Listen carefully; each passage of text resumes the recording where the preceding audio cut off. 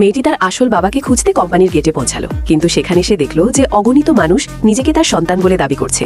বৃদ্ধ, যুবক, এমনকি বিদেশি মানুষও সেখানে উপস্থিত ছিল। কারণ সেই কোটিপতি ব্যক্তিটি অনেক প্রভাবশালী এবং ধনী ছিলেন, তাই সবাই তার সম্পদ চাচ্ছিল। এই কারণেই সেখানে প্রতারকদের ভিড় জমেছিল, যার ফলে সত্য ও মিথ্যার মধ্যে পার্থক্য করা কঠিন হয়ে পড়েছিল। মেয়েটি তার ঘটনা বুঝিয়ে বলার চেষ্টা করলো, কিন্তু তাকেও একজন প্রতারক মনে করা হলো। কোটিপতি লোকটি রেগে গিয়ে তাকে সেখান থেকে তাড়িয়ে দিতে চাইলেন। তখন মেয়েটি রেগে গিয়ে সতর্কবাণী দিল যে যদি তিনি নিজের মেয়েকেই অস্বীকার করেন তবে তাকে এর ফলাফল ভোগ করতে হবে। যেমনই সে এটি বলল, হঠাৎ প্রচণ্ড মেঘের গর্জনের সাথে বৃষ্টি শুরু হলো, কিন্তু সেই লোকের তাতে কিছু যায় আসলো না। তিনি ঘুরলেন এবং নিজের গাড়িতে করে চলে গেলেন। মেয়েটির যাওয়ার কোনো জায়গা ছিল না, তার কাছে মাত্র কিছু টাকাই অবশিষ্ট ছিল। তাই সে ভাবল যে সে ব্রিজের নিচেই রাত কাটাবে। তখনই হঠাৎ সেই গাড়িটি ফিরে এলো। কোটিপতি লোকটির মনে কিছুটা দয়া হলো এবং তিনি মেয়েটিকে নিজের সাথে বাড়ি যাওয়ার প্রস্তাব দিলেন। কিন্তু মেয়েটি বলল যে তার কোনো ঘর নেই, তাকে তার দত্তক নেওয়া বাবা বের করে দিয়েছেন। লোকটির মনে হলো মেয়েটি হয়তো টাকা হাতানোর চেষ্টা করছে, তাই তিনি তাকে কিছু টাকা দিয়ে চলে যেতে বললেন। কিন্তু মেয়েটি টাকা নিতে অস্বীকার করল। তখনই সেখানে একজন বয়স্ক ব্যক্তি এলেন এবং রাগান্বিত হয়ে তাকে জিজ্ঞেস করলেন সে কেন নিজের মেয়েটিই চিনতে পারছে না।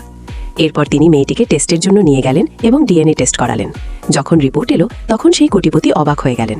মেয়েটি সত্যিই তার নিজের মেয়ে ছিল। তিনি তৎক্ষণাৎ তাকে নিজের সাথে বাড়ি নিয়ে যেতে চাইলেন এবং গত বছরগুলোর অভাব পূরণ করতে চাইলেন। কিন্তু মেয়েটির আচরণ ছিল শীতল। সে বলল যে তার বয়স এখন 17 বছর এবং তার মাত্র 1 বছরই সাহায্য প্রয়োজন। কলেজে ভর্তি হওয়ার পর সে নিজের পায়ে দাঁড়াবে এবং সব টাকা ফেরত দিয়ে দেবে। তার এই দূরত্ব দেখে কোটিপতি সন্দেহ হলো, তাই তিনি সঙ্গে সঙ্গে মেয়েটির জীবনের সব ঘটনার তদন্ত করার আদেশ দিলেন। পরের দিন রিপোর্ট এলো এবং তিনি সত্য জানতে পারলেন। মেয়েটি 3 বছর বয়স থেকে রাস্তায় রাস্তায় ঘুরছিল। 7 বছর বয়সে তাকে দত্তক নেওয়া হয়েছিল। শুরুতে তার জীবন ঠিকঠাক ছিল, কিন্তু যখনই দত্তক নেওয়া বাবার নিজের মেয়ে ফিরে এলো তাকে ধীরে ধীরে অবহেলা করা হতে লাগলো।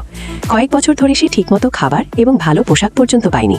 তার সেই পালিত বোন তাকে অনেকবার ফাঁসিয়েছিল এবং মিথ্যা অভিযোগ দিয়েছিল। তার দত্তক নেওয়া বাবা সেই মিথ্যেগুলোতে বিশ্বাস করে তাকে সংশোধন কেন্দ্রে পাঠিয়ে দেন।